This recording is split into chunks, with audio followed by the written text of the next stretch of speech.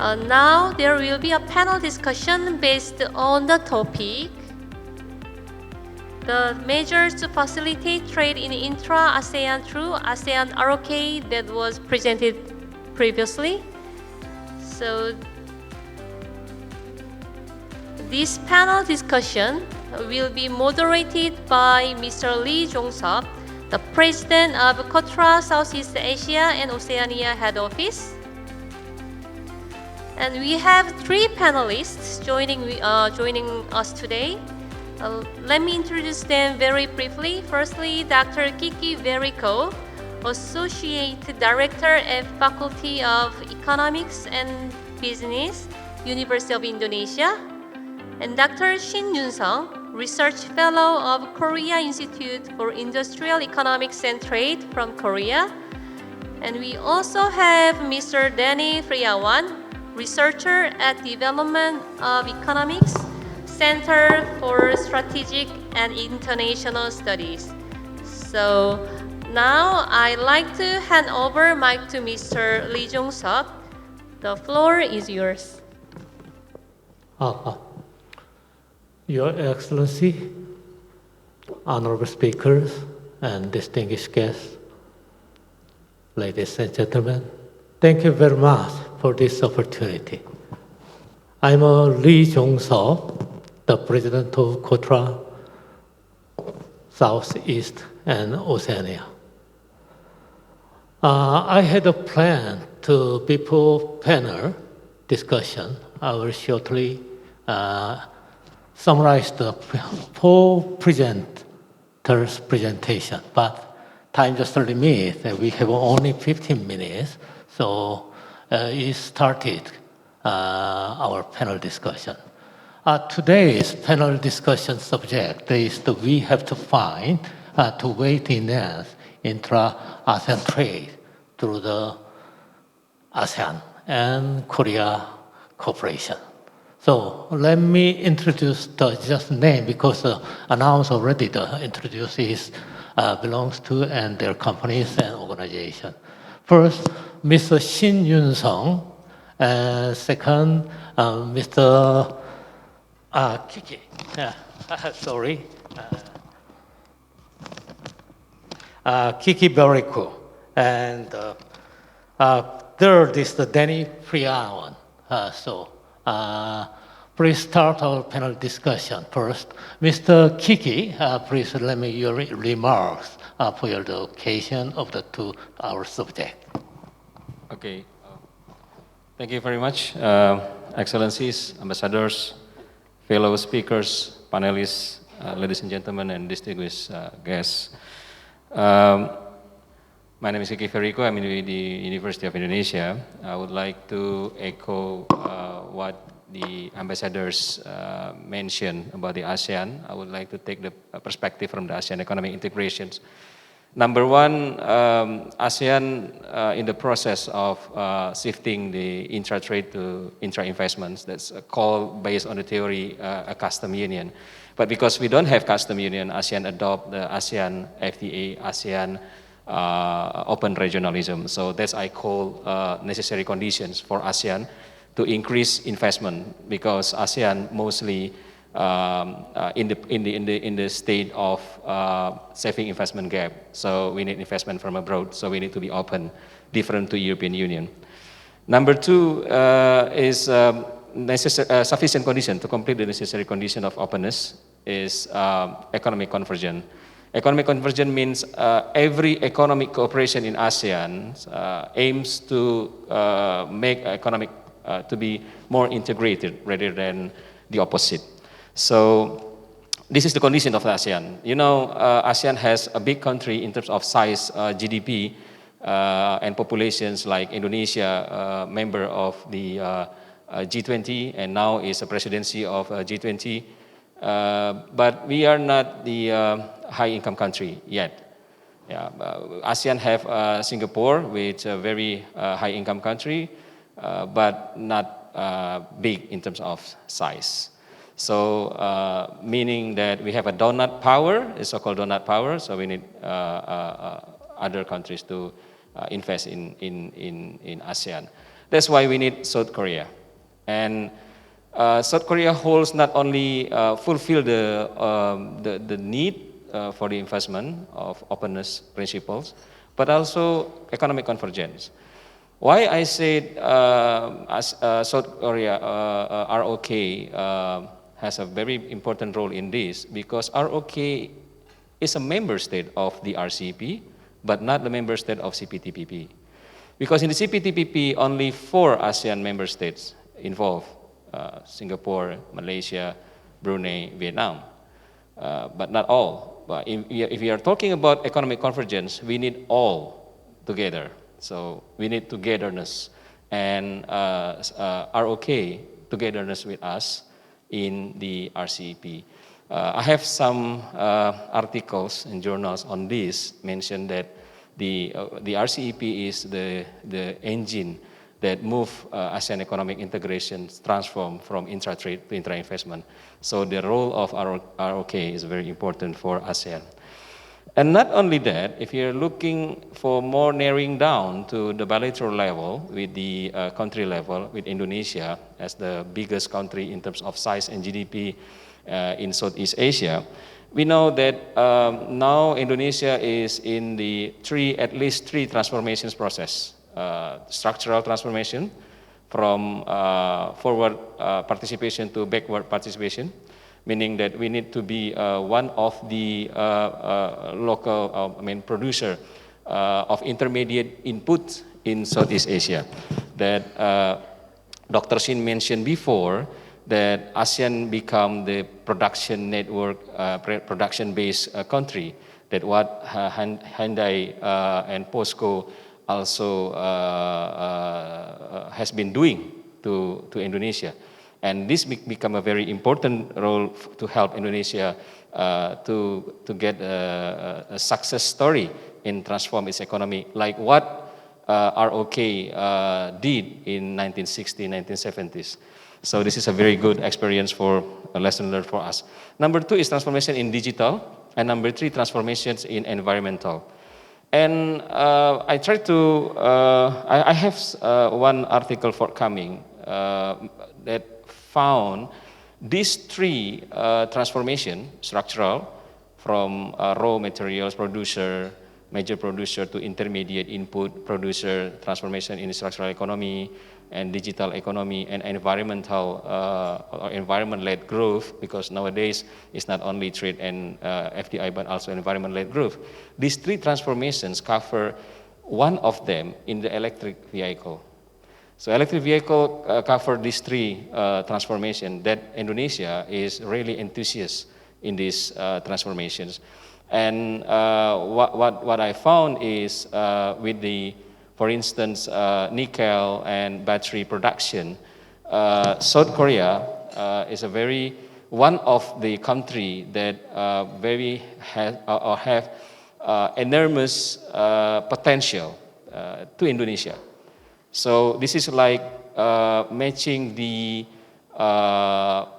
puzzle that all together, and then if these cooperations can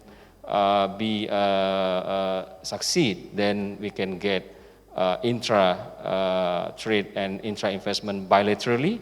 But not only that, because Indonesia is the biggest country in Southeast Asia, that means also increase the integrations between ROK and ASEAN. So I think the electric vehicles is a very important for Indonesia, for ASEAN, and also very important for transforming Southeast Asia economy from trade to intra-investment. This is a very important path, because after this we aims for common market. Common market means that liberalization, so service trade related sector and also service sector in the whole. And this is the longest period. In Europe, it took 20 years, from 1967 to 1987. For just to give you, I will close with this, just to give you a brief picture. FTA in EU from 1957 to 1967, 10 years. ASEAN need 23 years, from 1992 to 2015, until we announce ASEAN Economic Community. So we are like 2 times lag behind. So if EU achieve a common market from custom union 20 years, so we are ASEAN will be or will take or we need about 40 to 50 years starting 2015 for the economic community. So this is a big opportunity if ROK starting from very early times, and ROK will go together with ASEAN and with Indonesia. And this is a bright future, not only for ASEAN, but also with South Korea together. And we consider with these 2 countries, Indonesia and South Korea, in many articles, journals, considered as middle powers, democratic middle powers in both seascape of Indo-Pacific and landscape of Asia-Pacific. Let me close with that. Thank you. Thank you very much, Dr. Kiki Berko. He mentioned about some of cooperation and the roles of the advanced country, especially the EU. And also the Korean and ASEAN have to boost for the mutual cooperation also. Next, already the president, Mr. Shin Yun-sung, he presents measures to facilitate intra-ASEAN through the ASEAN and Korea cooperation. So any other, we have to listen his remark for on any other's opinion. Dr. Shin, your stance, please. Before the business forum, I discussed with Mr. Dr. Kiki. I found some missing point to emphasize my presentation. Korea is a very particular country to develop the economics. Korea, the poorest country in the 1950s and 60s, and Korea also suffered from the Asia financial crisis in 1998 and world global financial crisis in 2013. Whenever Korea confronts some big risk in the global economy, Korea implement a very special way to overcome the economic risk. That is the Korean invest in education whenever we meet economic crisis. So Korean invest in education over the 2% of GDP in 1998 because Korea have no natural resource and capital enough to invest in other ways. So Korea always investment human education. It helps to accumulate human capital. Human capital accelerate R&D and technology level. So I think Korea's invest in education make Korea leading country. So if you meet Korea public official, Korea business guy, you have to ask the why, how the knowledge, human capital and accumulate human capital and education, you can recognize how Korea developed the economics, social, society, and culture in the global market. So that is my missing point. Thank you so much. Thank you very much, Mr. Shin. He mentioned about how can the Korea overcome the economic crisis, and he suggests the cooperation of the Korea and ASEAN to have to be close tie to human resource and another the technology like that. So the final, our panelist, Mr. Danny Prion, please mention about your opinion. Thank you very much. Good morning, everyone. Thank you very much for the opportunity. It's an honor for me to participate in this seminar. Today, I'm going to share my thought on ASEAN-Korea economic cooperation from Indonesia perspective in particular. Basically, my presentation aims to answer two questions. The first, how the current ASEAN Korea and Indonesia-Korea trade relation. And the second, how can Indonesia benefit from ASEAN-Korea economic cooperation? Let me start my presentation by giving some facts about ASEAN-Korea and Korea-Indonesia economic trade relation. When we see ASEAN trade with its trading partners, it reveals that while ASEAN total trade continuously to increase over the year, its intra-ASEAN trade tend to decrease in recent years.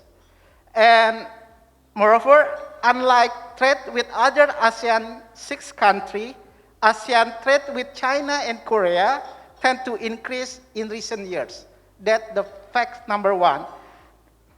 When we analyze more into detail on Asia, Korea, and Indonesia-Korea trade, we can see that ASEAN export to and import from Korea tend to increase over the years, but the increase in import continuously higher than its export, resulting permanent trade deficit for ASEAN. Moreover, for Indonesia in particular, Indonesia export to and import to from Korea tend to increase during the early millennium, before tend to decline since 2012 amid the lower commodity price. On Korea export to and import from ASEAN, we also can see that compared to other ASEAN, South Korea import from Indonesia has been surpassed by its import from Vietnam since 2015.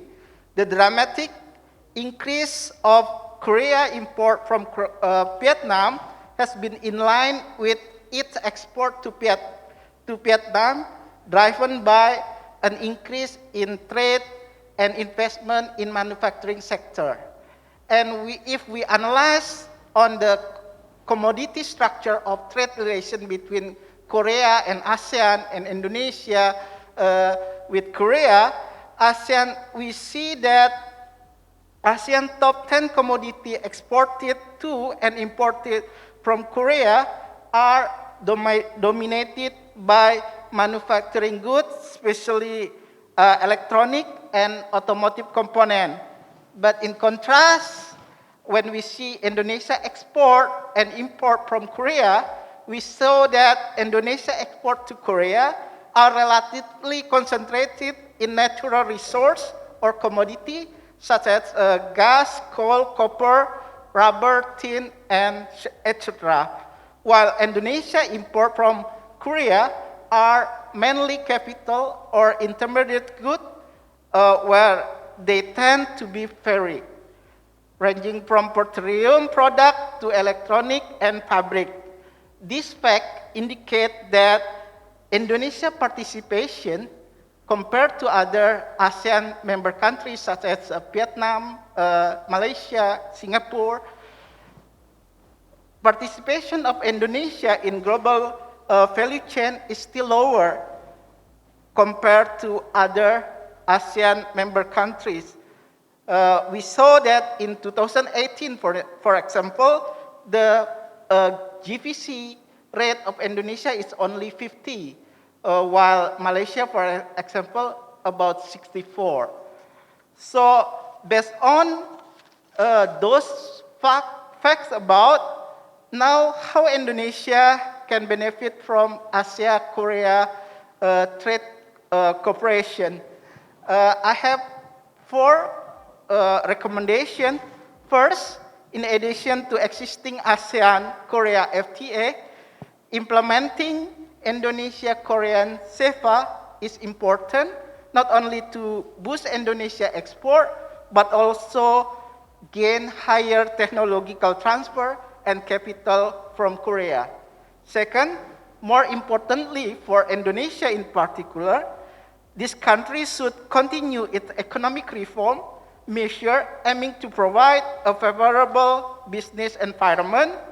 In this regard, Indonesia needs to improve its infrastructure condition, investment policy, and education level to increase its participation in global value chain, as well as to gain more benefit from Korea-ASEAN trade relation.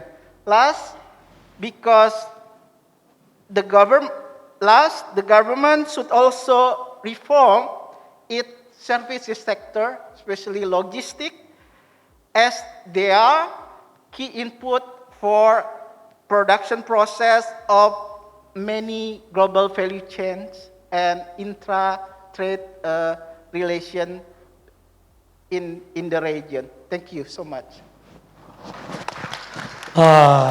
Thank you very much, Mr. Danny Priya. He really good expressed about his how can boost the close relation and cooperation with ASEAN and Korea and Indonesia. So, ladies and gentlemen, please give a round of applause again for the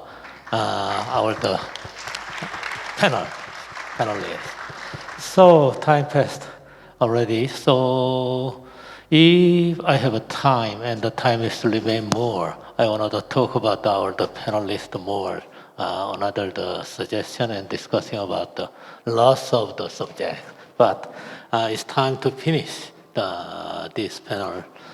For me, yesterday I arrived here and yesterday night and have to expect many time to discuss about the way to enhance the regional intra-ASEAN trade through the Korea and ASEAN the cooperation.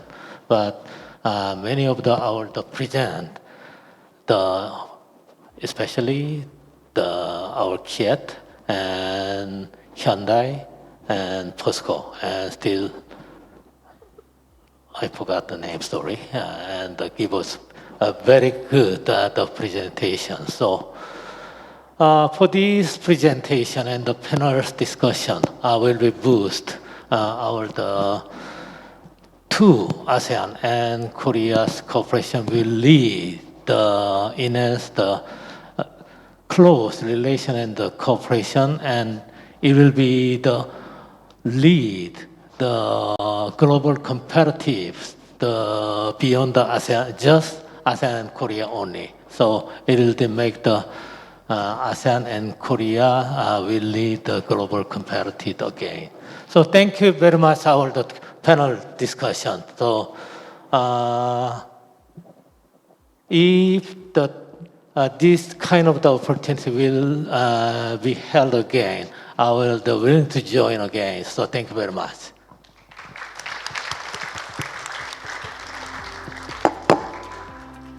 With that, we will wrap up this session where Mr. Lee Jong-sop served as our excellent moderator and our panelists Dr. Kiki, Dr. Shin, and Dr. Benny share their insights with us. Everyone please give them another big round of applause.